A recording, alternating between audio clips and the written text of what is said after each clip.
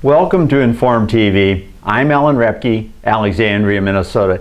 Today we're going to take a look at some of the issues in the Farm Bill debate, both on a state and national basis. The Farm Bill is coming forward. We talked about it some last week as far as the numbers that I believe we must see before we let this Farm Bill process get too far along, and that is the Ralph M. Chait numbers, and I've requested that from Representative Colin Peterson. I've requested it now from the Office of Communications with the USDA, as well as the Chief Economist, Joe Glover, an old friend of mine that was a guest a number of times in my old radio days, and a very interesting guy with some sound numbers if he forgets politics.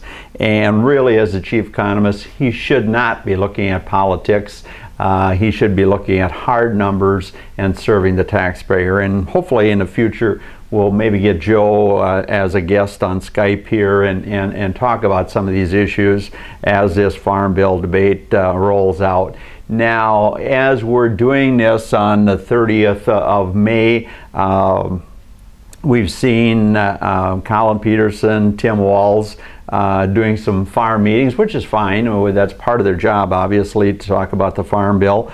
But we want to look at a little bit the difference between what the Senate version, our two senators here in Minnesota, the senators in North Dakota, some of their views. And here's the interesting thing that I want you, my audience, to think about in this realm of understanding that we have to change the way government is doing business.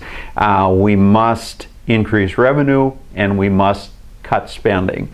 And as I've always talked, farm policy is the easiest way for laymen to see the significance of it and relate to somebody, because just about everybody that's watching this broadcast either knows somebody that owns a farm or is a farmer themselves, and constantly through whether it's Forum Communications papers or the Star Tribune, the Pioneer Press, or a number of papers in outstate Minnesota, get a pretty good idea of the vast amount of money that's went into this whole process over the years. And yet when we talk now also in the news, the derivatives market, the mess with J.P. Morgan, the meltdown in 2008 was all with futures and options. That's basically what derivatives are. And our farmers have been faced with, some would say blessed with, but the numbers pretty well show cursed with, the fact that the price discovery has been based by speculators more so than supply and demand, and in most cases totally ignored the real triggering point of setting a fair price for a product, and that's cost of production. But at any rate, when we look at this debate on a national basis, when we talk making cuts in farm policy, the interesting thing that I want you, my audience, to focus on and to talk to your elected officials as they're still probably around the districts and the state with their memorial break, and probably heading back here very shortly.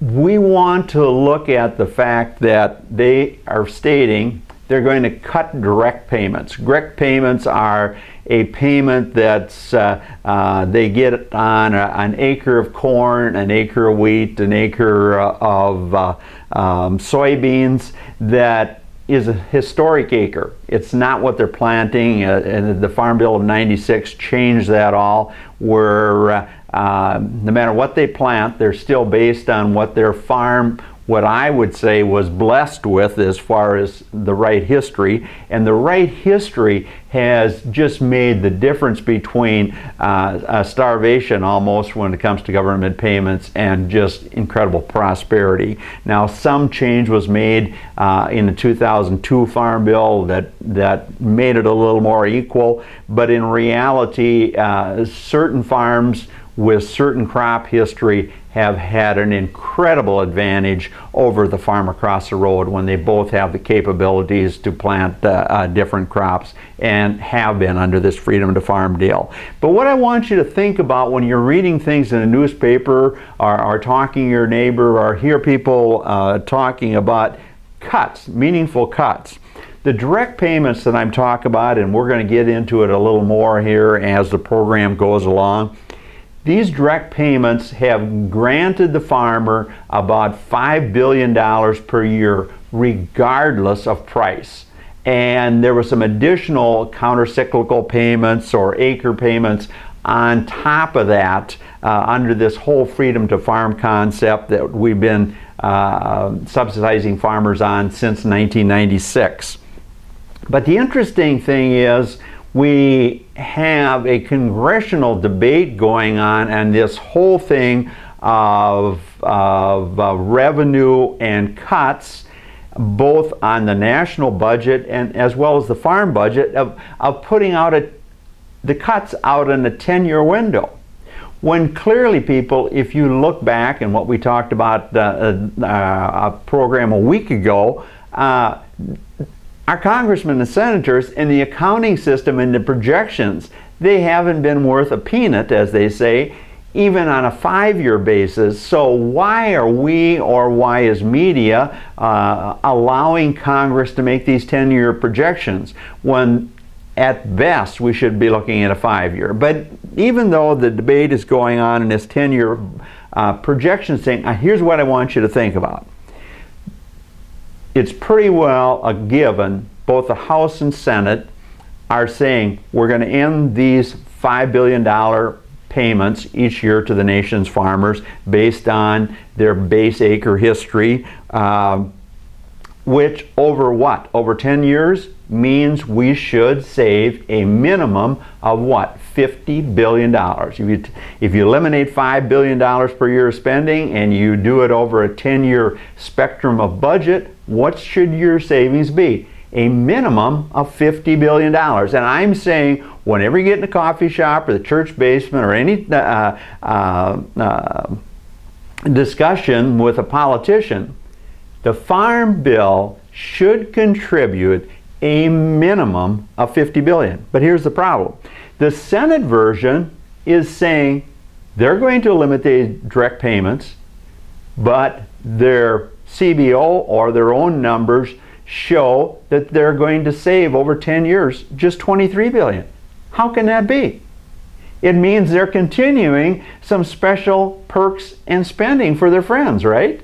That when you look at the farmer's income the last 4 years, you look at his net worth, you look at his balance sheet as far as debt, he's in incredibly good financial shape. So why not cut it at least $50 billion? And then when we look at crop insurance, which is arguably the Senate saying they're going to protect their farmers on a basis of crop insurance, and that cost alone this year subsidizing crop insurance is $7.5 billion. And the CBO is going for, Congressional Budget Office is going forward saying the subsidy cost is going to be at least $6 billion per year going forward. So on 10 years, isn't that $60 billion? So, and when you look at the numbers, you look at the actuarial numbers, clearly we do not need to be giving our farmers a direct payment. Sugar policy has proven that. We do not need to pay for subsidizing their crop insurance unless they're a beginning farmer or some special need. But the reality is we just don't need to do it. Because why? Because when you look at the numbers over the last 20 years, it is an actuarial sound policy. It's just that our farmers don't want to pay that full premium.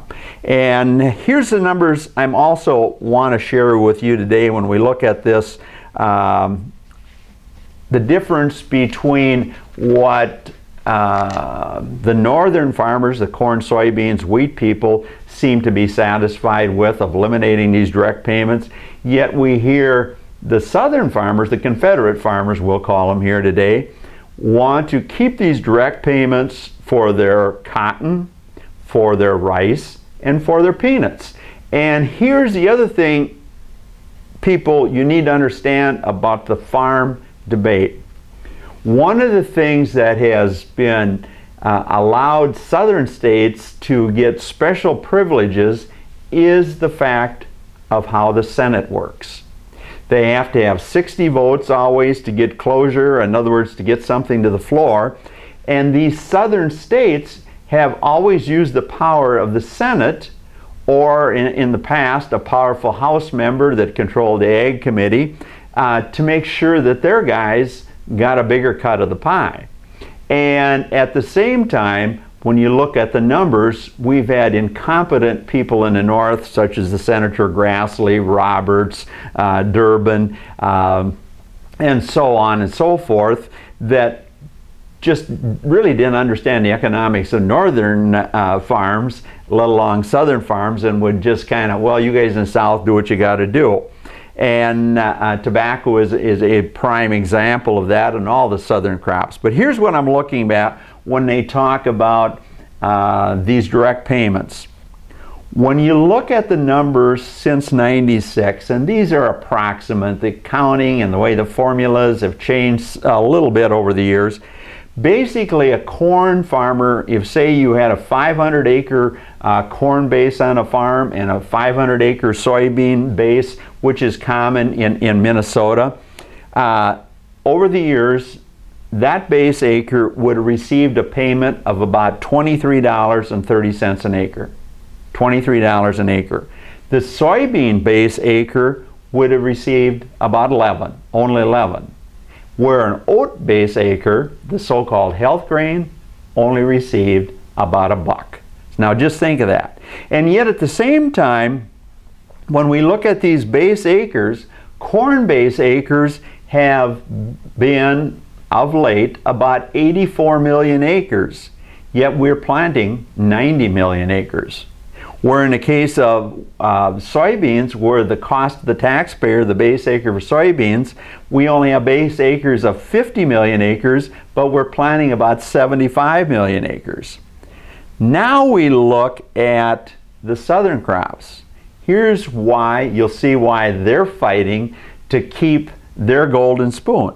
The peanut farmer gets a $44 an acre subsidy payment on his base acres, and they've had base acres about 1.47 million acres, but they've only been planting about 1.3. And the rice guy, look at this, the rice farmer has received since '96 about $95 per acre. So just think of that. If you had 1,000 acres of rice base, which I'm sure is not uncommon when you get in Arkansas or California. In fact, California, the payment's much higher than that. But when you take nationally an average of $95 an acre, if they just planted a cover crop or flooded it and hunted, used it for duck hunting and leased it to a guide, they would have got $95 an acre. They could have paid their taxes and been making a half-decent return on their investment over the last 15 years, and did absolutely nothing.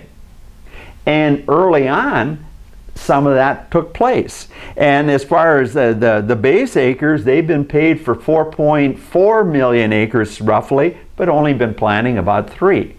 So they were probably planting corn or soybeans on some of this rice base. You get my drift? Instead of getting $23 an acre for planting some corn on that rice base, they got their 95. The same thing goes with cotton. Here's the interesting with cotton. The number on the cotton base acres, and that's the biggest base acres in the South, their payment was about $32.60 per acre. But they had base acres of 18 million acres, and they only have been planting about 11. So what did that mean there? They've been planting corn and soybeans just like in the north when we've had high corn and soybean prices, yet they've been getting a higher direct payment. But here's the zinger in the situation. Cotton's been based on a world market. In every country in the world, it's a high value crop traditionally. It takes a lot of inputs, so every country wants to raise it. And so what happened? The price of cotton has been artificially cheap. And what does that mean? The cotton farmer over the last 15 years hasn't been getting paid just his direct payment. In fact, you go back just a couple of years, you'll find that they got a counter-cyclical payment where cotton base was raising corn and soybeans just like in the north, and in a number of cases getting over $100 per acre in government subsidies, while the corn and soybean farmer in the north was getting, as I talked before, 23 or 11. Just think of what's been going on with incompetent leadership and policy that I firmly believe has gone astray. Now, the other interesting thing that we'll see in a southern benefit, tobacco. As there are less and less smokers, the tobacco people were bought out of their tobacco quota. And over a 10-year period now, been receiving about $1 billion a year.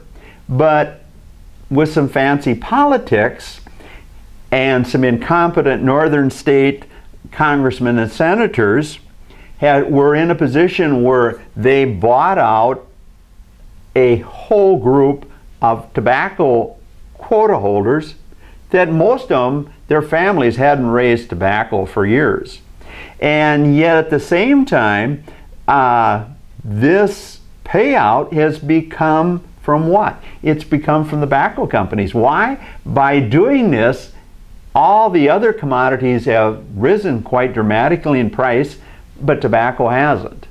So there's some strange economics going on here where they've had a super favorable thing both for the tobacco companies and the tobacco quota holders that most of them hadn't raised tobaccos in generations even. And then now we look at the peanuts. And we talk about peanuts, and we've been like rice and cotton, some big money went out to the peanut deal. Traditionally, the peanut farmer had a quota, and they could only raise on certain counties and certain states their peanut base, and the yields kept going down because of disease and that type of thing. So Congress, in its infinite wisdom, came through in 2002, 2003 with a peanut quota buyout. And we paid these peanut farmers just huge amounts of taxpayer dollars. The subsidy was in the hundreds of dollars worth an acre to buy them out, but in reality, we never even bought them out. Just think of that. And obviously in our 30-minute program, I can't explain the whole process to you, but you talk about dirty politics and incompetent governance by members of the House and Senate, including many of our local guys in the area here. These peanut guys were lavished with government payments, and as that program, they got the money and ran, as they say, but many of them still raise peanuts. And I'm giving you a rough number. I think when we bought off peanut farmers and their quota, we found out there was like 72,000 peanut quota holders that got this figure per acre to buy out their peanut quota.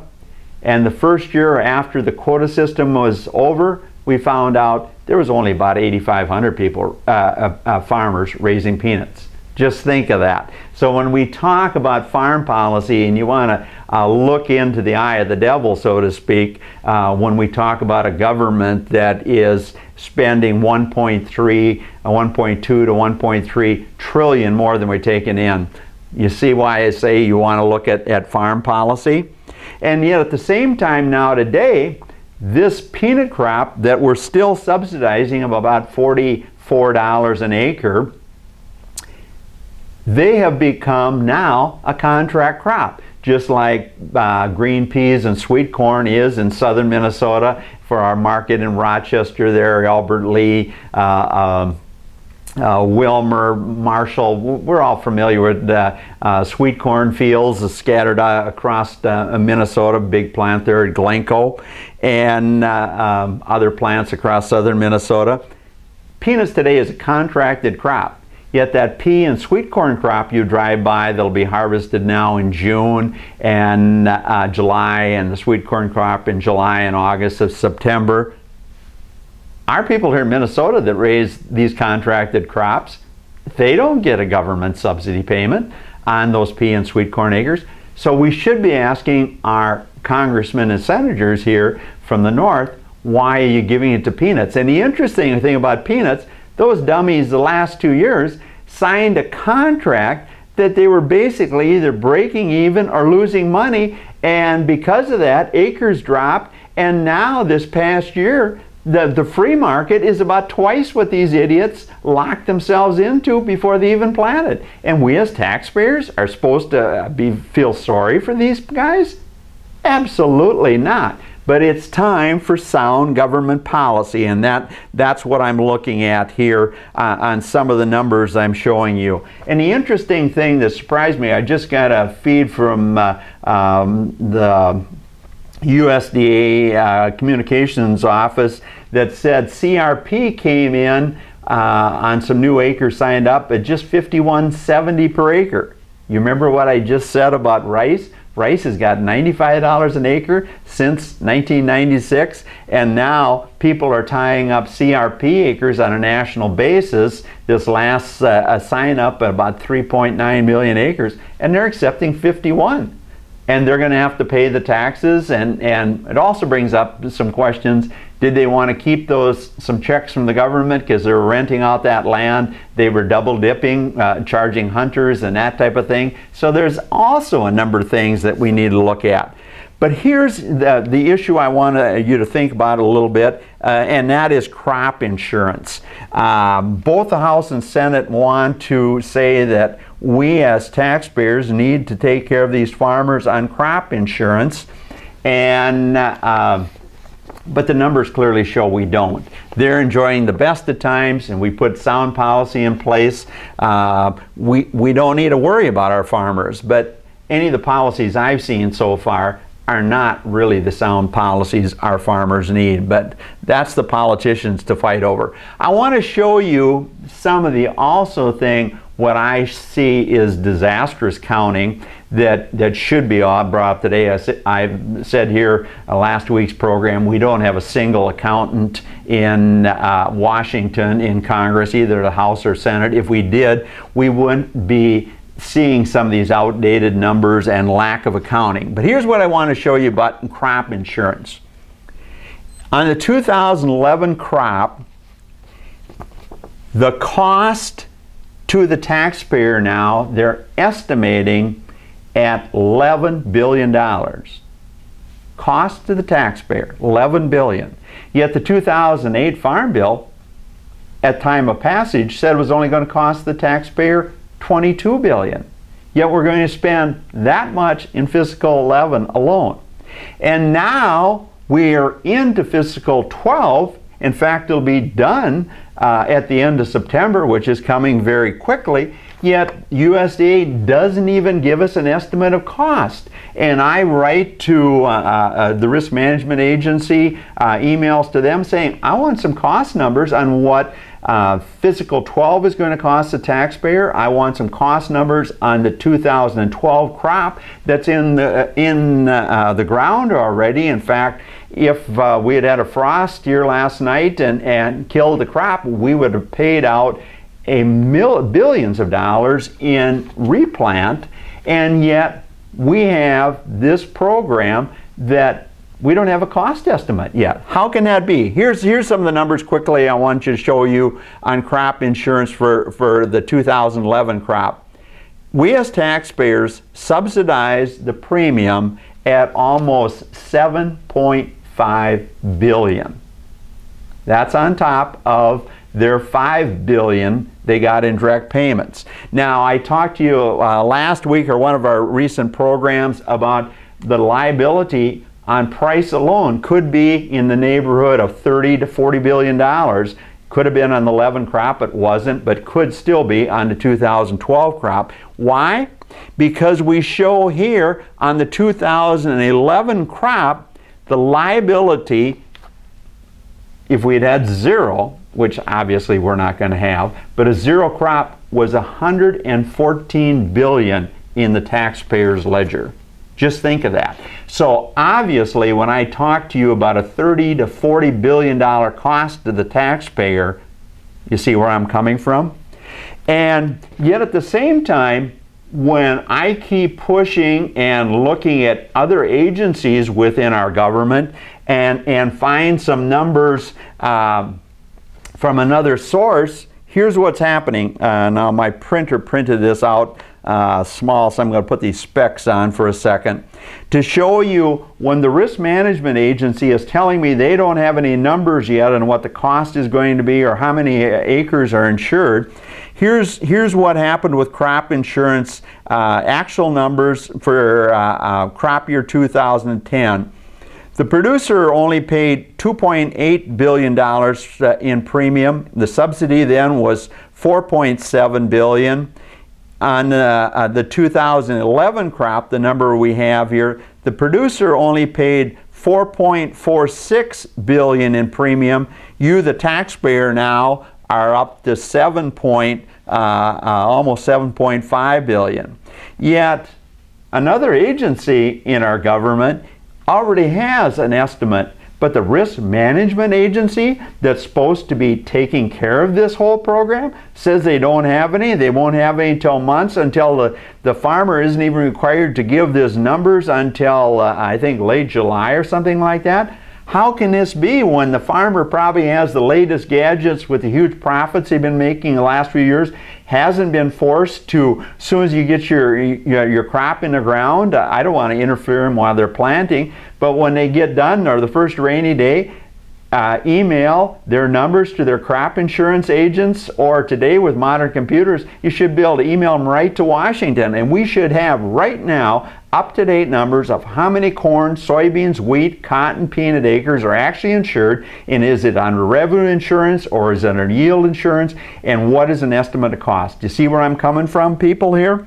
And yet the numbers here, I guess these are from the Congressional Budget Office, they're showing that on the 2012 crop that's insured right now, they're estimating this as of last March, but the risk management agency who actually governs the thing doesn't.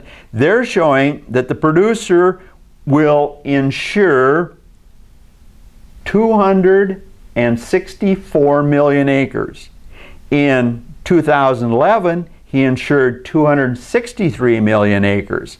And the producer is going to pay $4.1 billion in premium. You, the taxpayer, is going to subsidize it by a total of $6.8 billion. You see where I'm coming from? When we have the best of times for our farmers, and I'm happy for them, but we're not getting that follow through out in the communities like we used to because of how our government structure is set up and how few farmers we have, and just a number of factors. We talked about farm labor, $11 an hour. There's no sign that these farmers, when they enjoyed the best of time, went in and bought a different vehicle for their farm employee that's been there for a number of years, never kicked in a big fat bonus. But remember we talked about here one farm with the Larson Allen accounting firm bought $1 million worth of storage and eliminated $1 million worth of tax. We should see what that farm's employees got if we're going to see this true 4 times revenue or 4 times a dollar trickling through community. It's not happening. And that's why Inform TV here, and that's why we want to show you some hardcore numbers of what we as concerned taxpayers need to be talking to our media about, need to talk in our community about, need to talk to our congressmen and senators, and we need to do some shrinking of government like Alan Repke here on Informed TV has been talking about, because common people are getting left out of the American dream. Thanks for listening to Informed TV. I'm Alan Repke, Alexandria, Minnesota.